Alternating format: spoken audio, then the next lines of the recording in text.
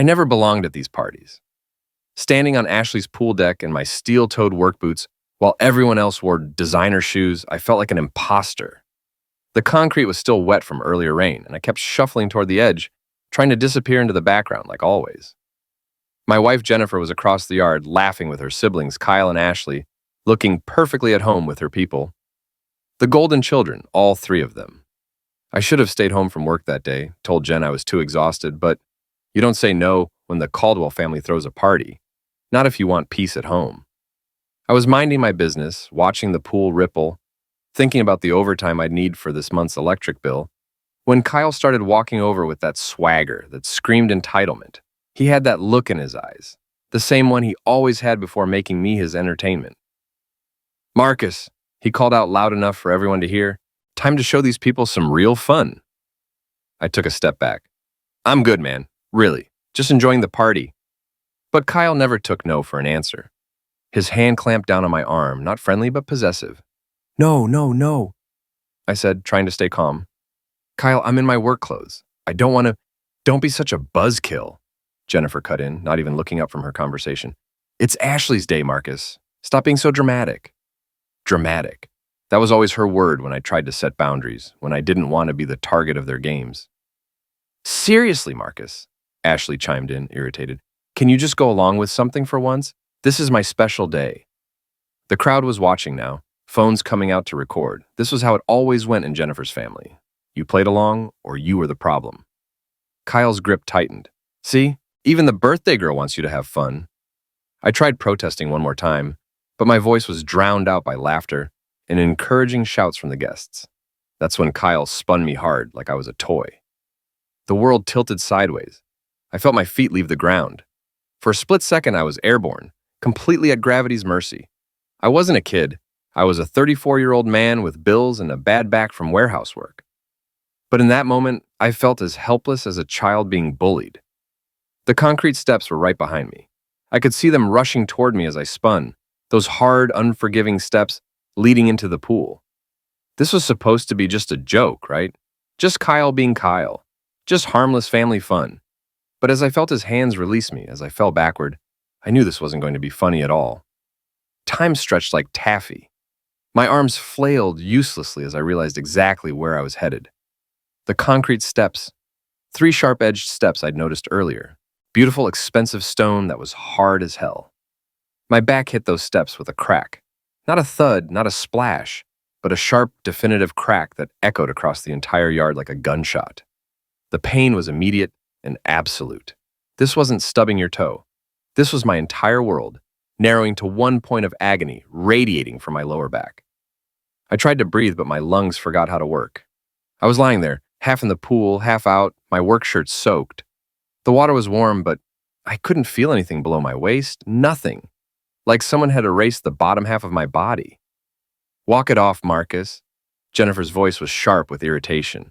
"You're embarrassing us. Don't be such a baby." A baby?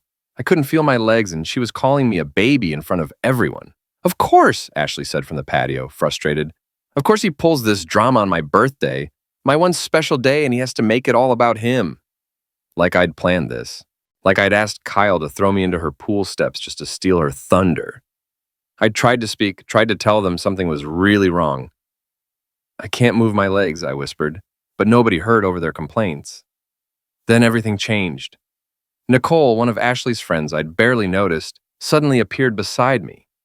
While everyone else complained about their ruined party, she was actually looking at me with focused attention. "Hey," she said, calm but urgent, kneeling next to me.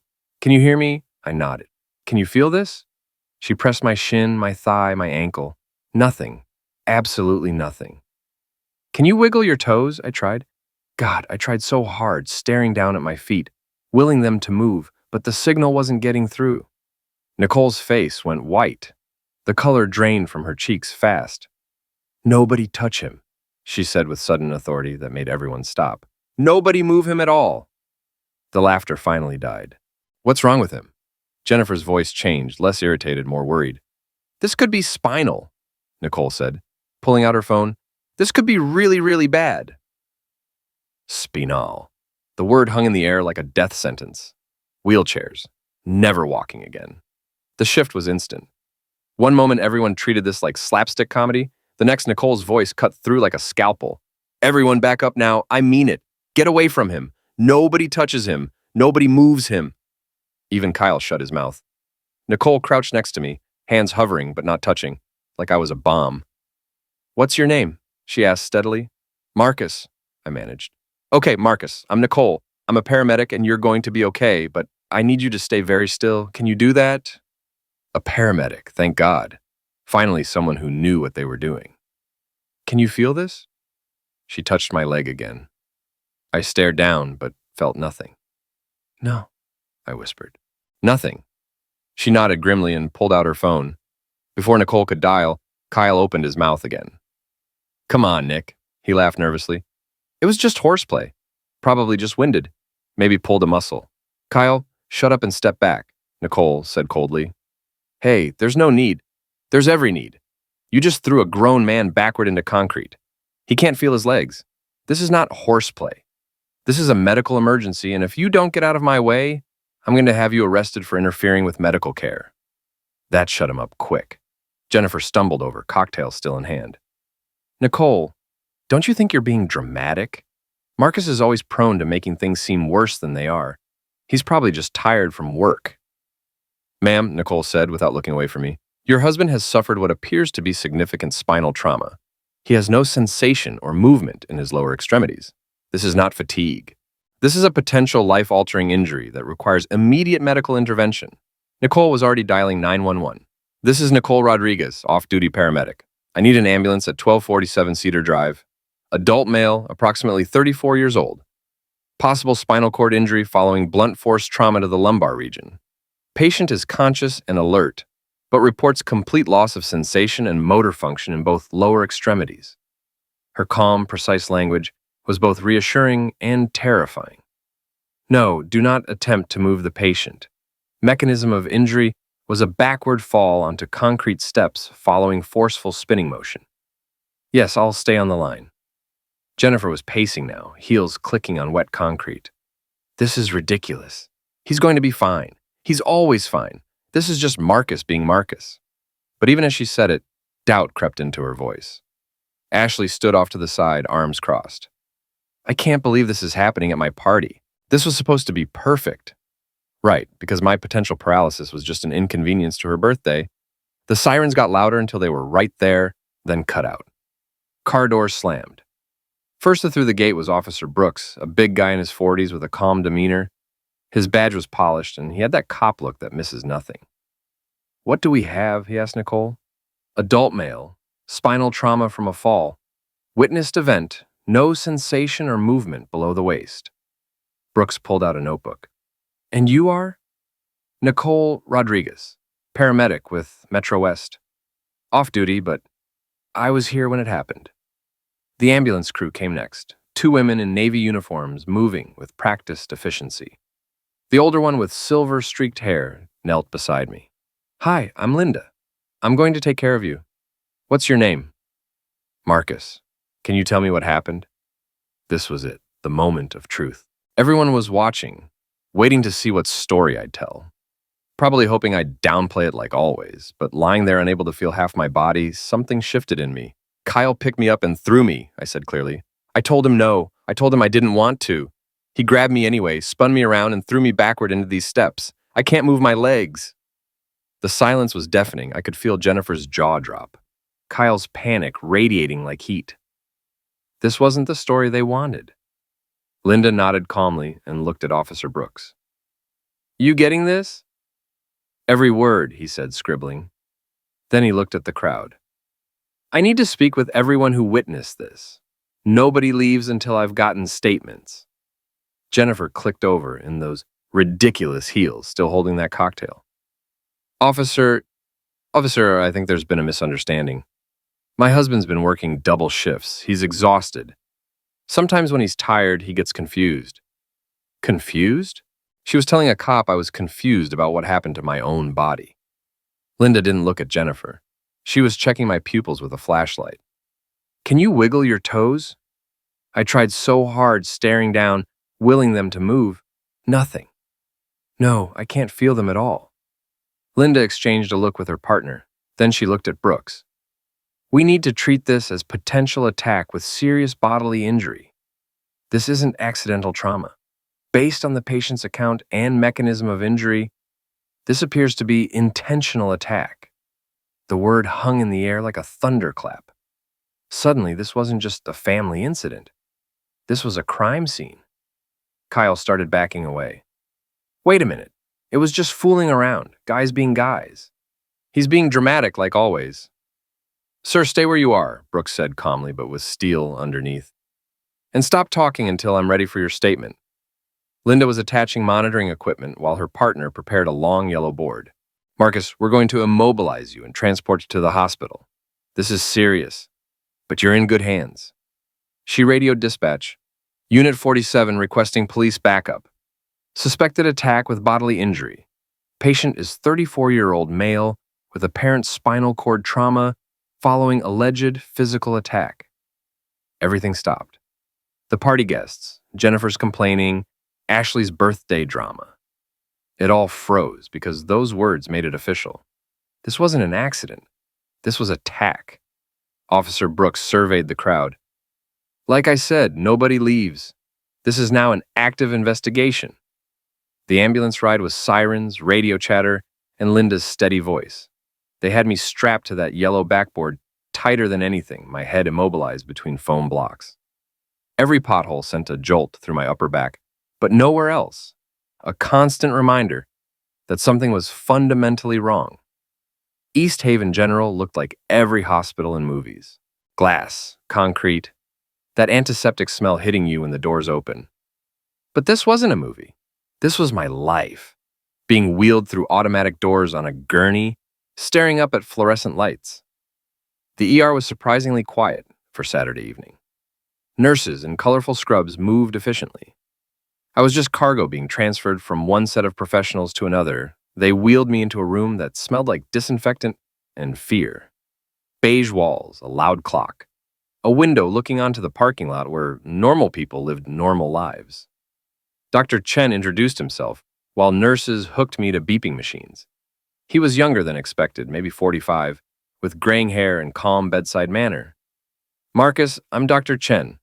I understand you've had quite an ordeal. The paramedics briefed me, but I'd like to hear from you. Can you tell me about the fall? So I told him everything. Kyle grabbing me, spinning me, throwing me backward onto concrete steps. The crack when I hit, my legs stopping. Dr. Chen listened without interrupting, taking notes. We need imaging, starting with an MRI of your spine. I know that sounds scary, but we need to see exactly what we're dealing with before making treatment decisions. Scary didn't cover it. I'd never had an MRI, but I'd heard about them. Loud noises, confined spaces, seeing inside your body, and learning things you didn't want to know. But what choice did I have? The MRI machine looked like science fiction, a huge white tunnel humming with energy. They slid me in, and for 45 minutes I listened to sounds belonging on a construction site. Banging, whirring, clicking. I tried not to imagine worst-case scenarios. Wheelchair, paralysis, never walking, never working, and being nothing but a burden. When they pulled me out, Dr. Chen was waiting with another doctor, an older woman with silver hair and a serious expression. Marcus, this is Dr. Mitchell. She's our spine specialist and has been reviewing your images. Dr. Mitchell pulled up a chair and opened a tablet showing cross-sections of my back. Black and white images that meant nothing to me, but told her everything. Marcus, you have a fresh fracture in your lumbar spine, specifically at the L2 vertebra. That's causing your current symptoms. A fracture. I'd broken my back. The words hit like another fall. However, that's not all we found. She swiped to different images, pointing to damaged areas. We discovered 3 older fractures, L4, T9, and T11. These are old injuries, Marcus. Some appear months old, possibly years. The room started spinning. Old injuries. My entire past being rewritten in medical images.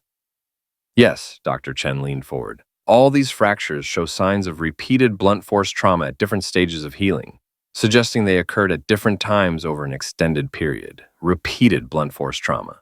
Clinical language made it sterile, but I knew what it meant. All those times Kyle had played with me. All those falls Jennifer said were me being clumsy. All those times I hit walls or furniture during his games and was told I was dramatic when I complained.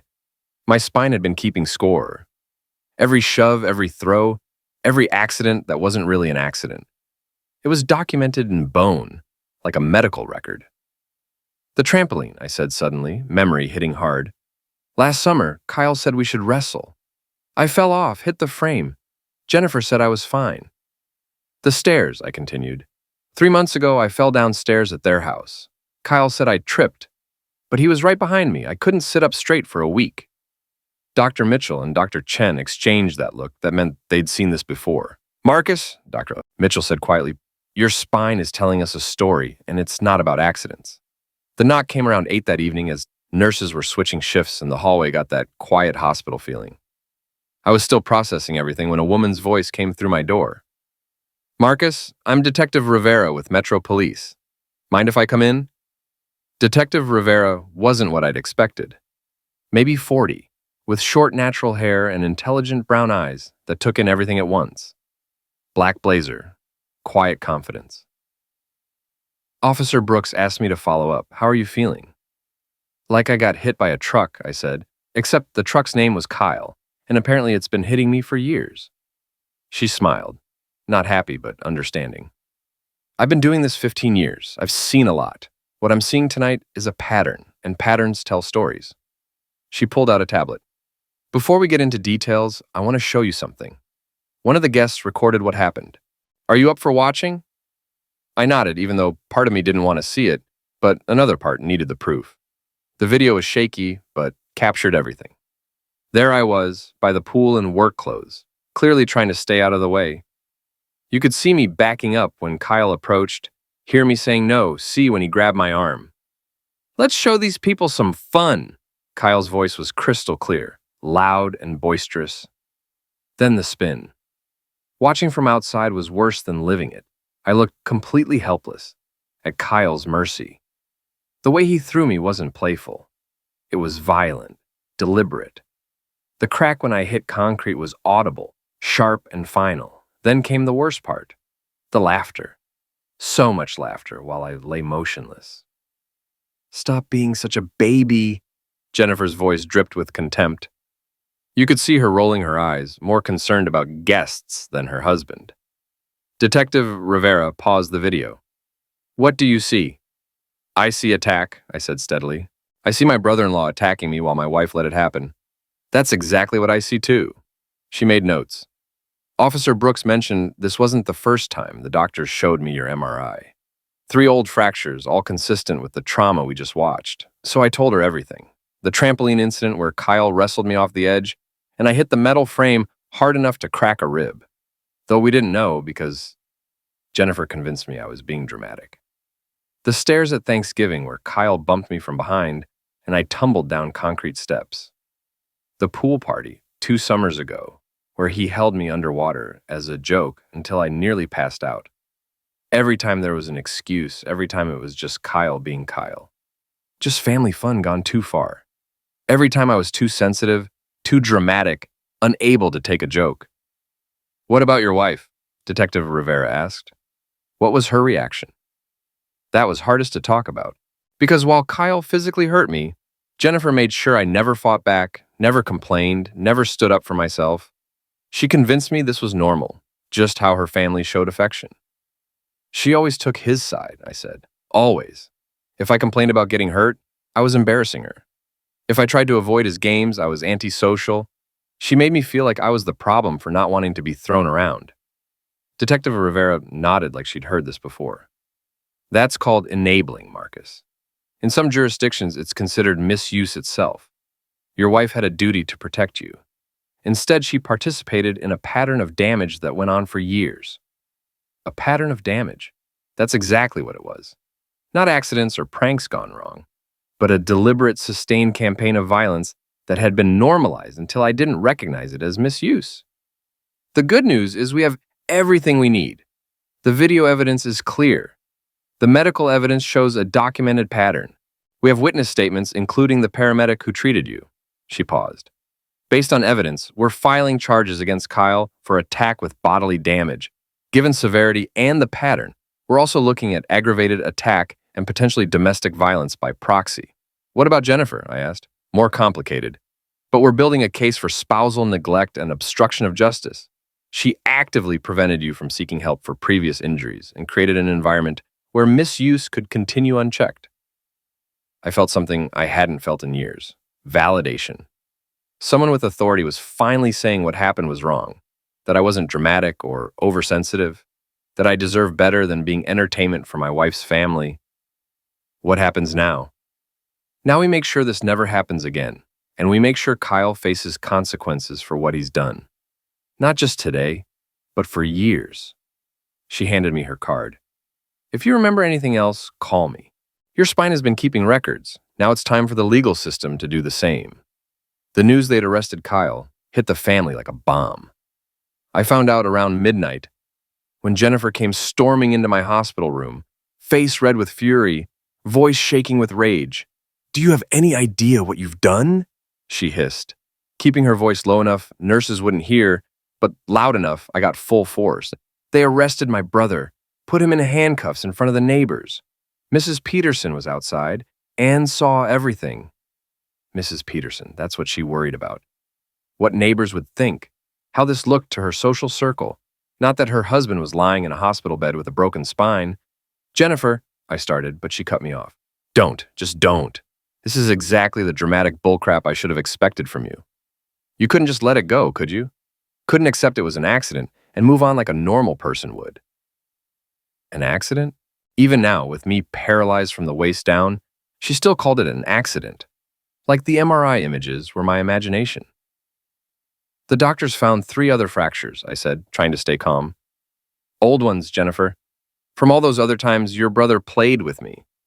This isn't about one incident. This is about years of misuse you helped cover up."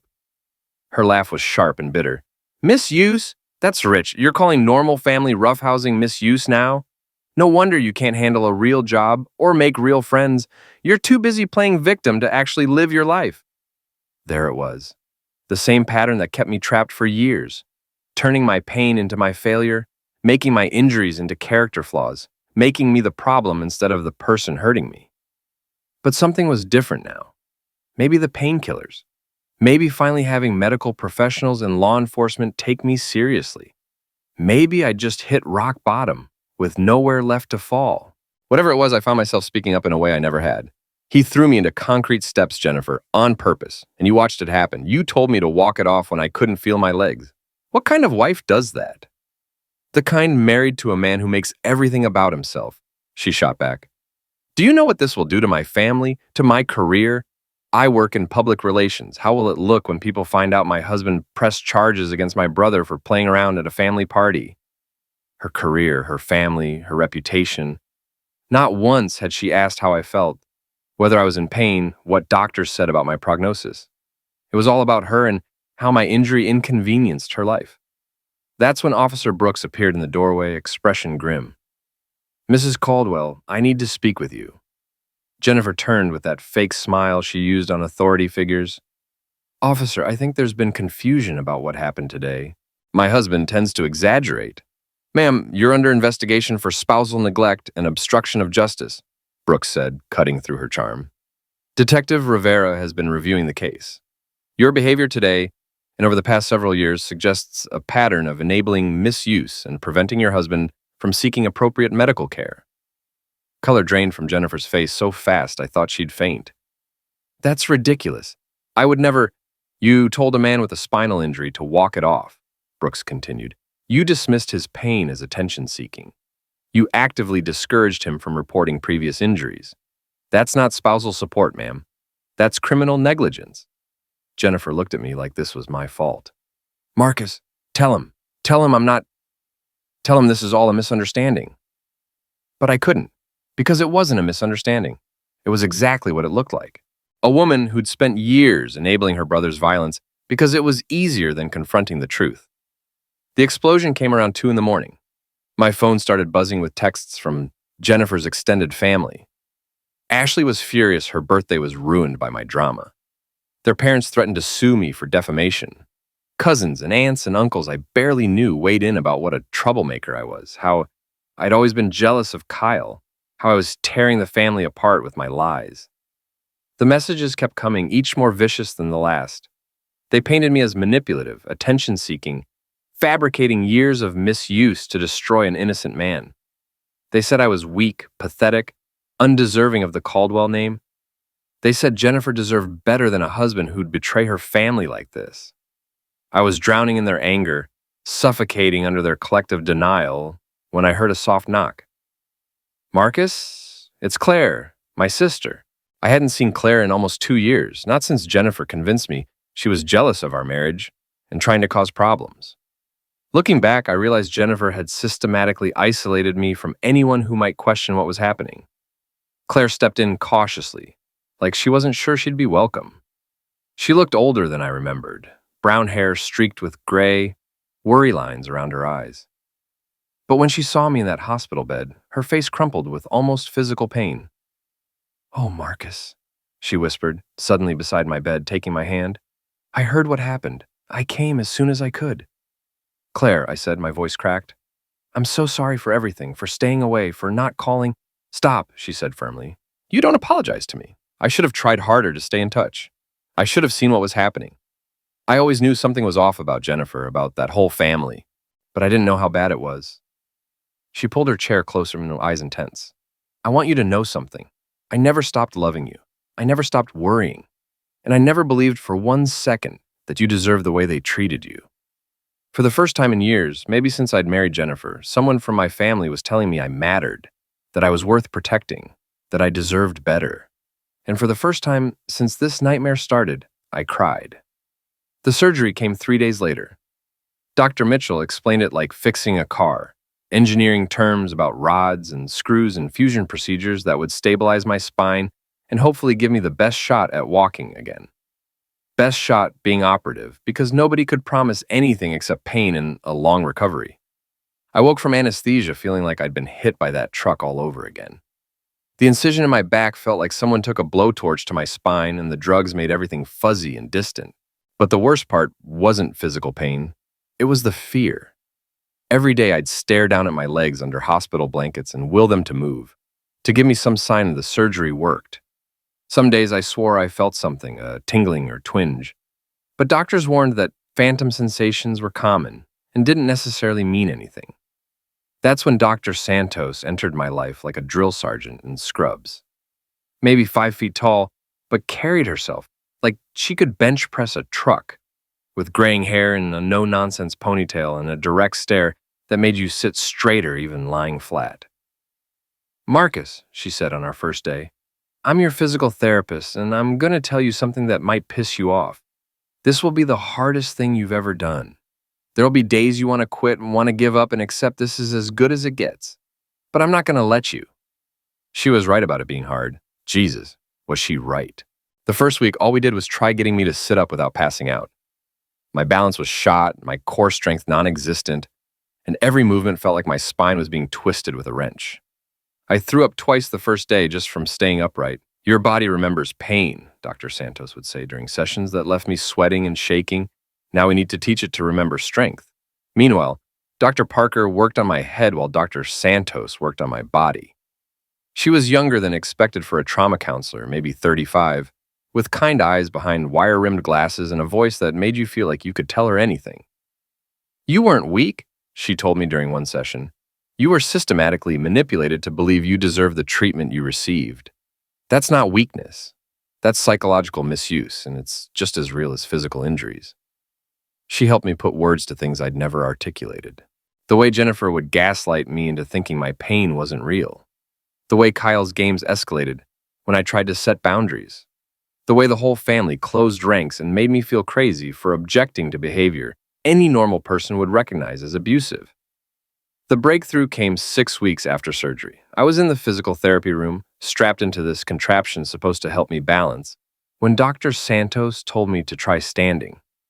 I'd been trying for weeks with no success, my legs hanging like dead weight.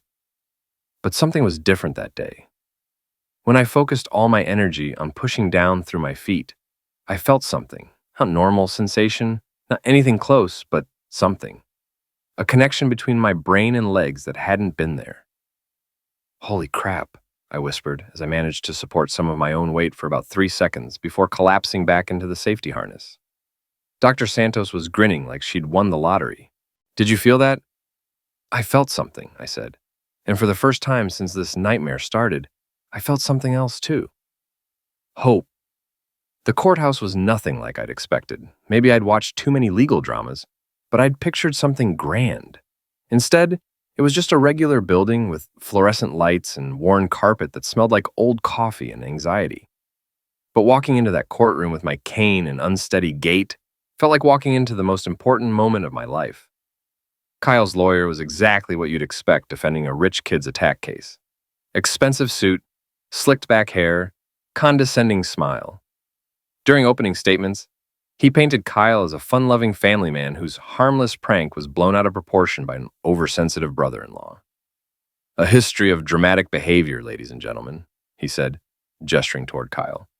This was nothing more than typical family horseplay that unfortunately resulted in an accident. My client never intended damage, and the prosecution's attempt to criminalize normal sibling behavior is frankly ridiculous. Normal sibling behavior? Even in a courtroom, they were still trying to make this my fault for not taking a joke. But then the evidence started rolling in and their story fell apart like a house of cards. The prosecutor, a sharp woman named Sandra Martinez, methodically laid out the case piece by piece. First came the video footage from the party played on a big screen. The courtroom was dead silent as they watched me being spun and thrown like a rag doll. You could hear Kyle's laughter on the recording, see the deliberate force he used, watch the exact moment my body slammed into concrete. There was nothing playful about it. Then came Dr. Mitchell with the MRI images. She put those black and white pictures on a screen and walked the jury through each fracture like reading a medical textbook.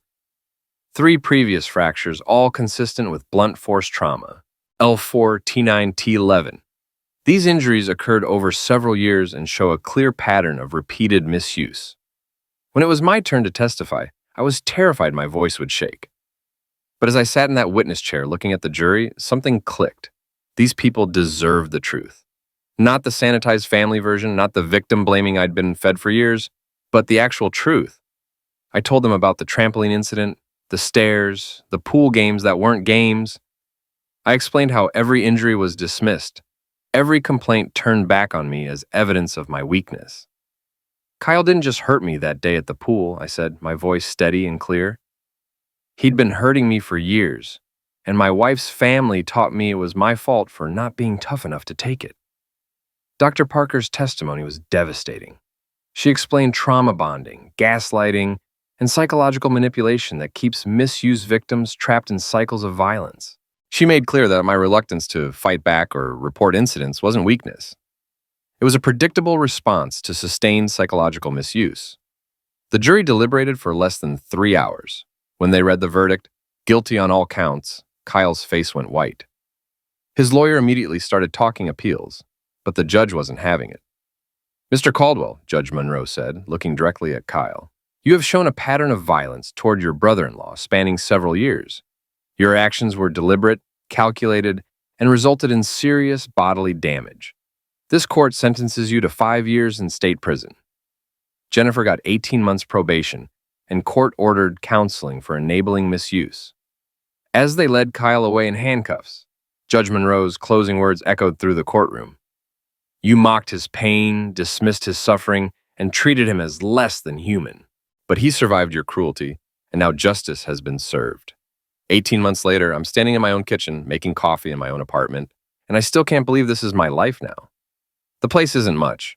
A 1-bedroom in a decent neighborhood with hardwood floors that creak when I walk and windows that let in sunlight. But it's mine. Nobody here tells me I'm dramatic when I need to rest my back. Nobody dismisses my pain or makes jokes about my limp.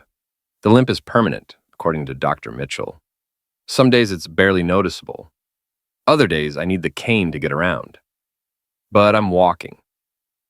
Against all odds, against the initial prognosis that had me preparing for life in a wheelchair, I'm walking on my own 2 feet. The job at the Metro Men's Outreach Center started as volunteer work, something Dr. Parker suggested to help me process my trauma by helping others work through theirs. Turns out there are a lot of guys out there who've been told their pain doesn't matter, who've been convinced that speaking up about misuse makes them weak or dramatic. You taught me to trust the quiet ones, Nicole told me last week when she stopped by the center. She's working as a trauma nurse now at East Haven General, and she makes a point of really listening to patients who aren't making noise about their pain, the ones who say they're fine when they're not. You taught me that quiet doesn't mean okay. I still get emails from Jennifer. She's in therapy now. Court-ordered at first, but she says she's continuing voluntarily.